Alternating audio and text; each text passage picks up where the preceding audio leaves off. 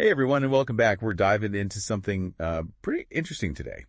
It's the shadow self and how it shows up in our marriages. Oh, yeah. Specifically, we're going to be looking at part 1 of Coach Ceci's The Marriage Shadows series, Right.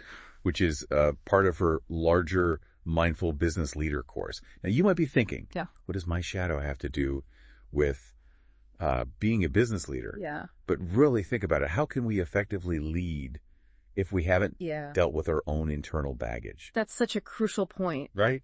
And Coach Ceci really emphasizes the connection between personal growth and effective leadership. Yeah. It's all connected. It is. It's all connected. Yeah. So in this deep dive, we'll be uncovering what the shadow self is all about, Right, and how it can impact our closest relationships. Uh-huh. We'll start with marriage. We're going to unpack some pretty powerful concepts here. Yes. And ultimately, we want you to walk away with a deeper understanding of yourself Okay. and practical tools for a more fulfilling life, both personally and professionally. All right, so let's start with the basics. Okay. Coach Ceci defines the shadow self as the unconscious part of us where we buried all those traits and desires and patterns that we deem unacceptable or judge harshly in ourselves. It's almost like a hidden room Yeah. in our minds filled with things we don't want to look at. Right. But here's the thing. Marriage, according to Coach Ceci, acts like a giant mirror, reflecting those hidden aspects back to us, whether we like it or not. It's true. Think about those recurring arguments you have, or Yeah. those moments when you feel triggered by your partner's behavior.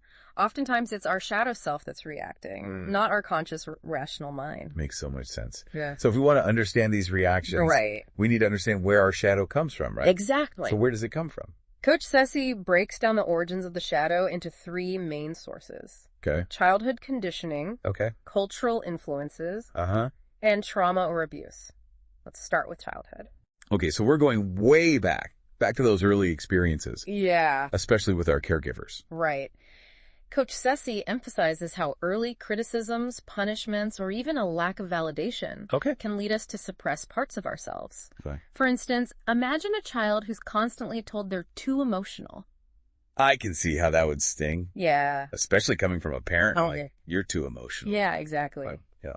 Over time, this child might learn to hide their emotions, Right. seeing vulnerability as a weakness. Oh, for sure. And this pattern then becomes ingrained in their shadow self. Interesting. And it can show up in their adult relationships, Right. perhaps making it difficult for them to express their feelings openly to their partner. That's a perfect example of how those early experiences can cast a long shadow, Yeah. so to speak. Yeah. Now, what about cultural influences? Okay. How do they contribute to our shadow? Well, think about all the societal norms and expectations we're bombarded with. Ideas about gender roles, success, beauty, Yeah. even how we're supposed to behave in a marriage. Yeah. We're constantly being told what's acceptable and what's not. Exactly. And anything that doesn't fit that mold Mhm. gets pushed down into the shadow. Into the shadow. Okay. Yeah, Coach Ceci points out that in some cultures, for example, men are often discouraged from expressing vulnerability or Yeah. seeking help, leading them to bottle up their emotions. Yeah. I can see how that could create a huge disconnect Yeah. in a relationship. It's like they're forced to wear a mask.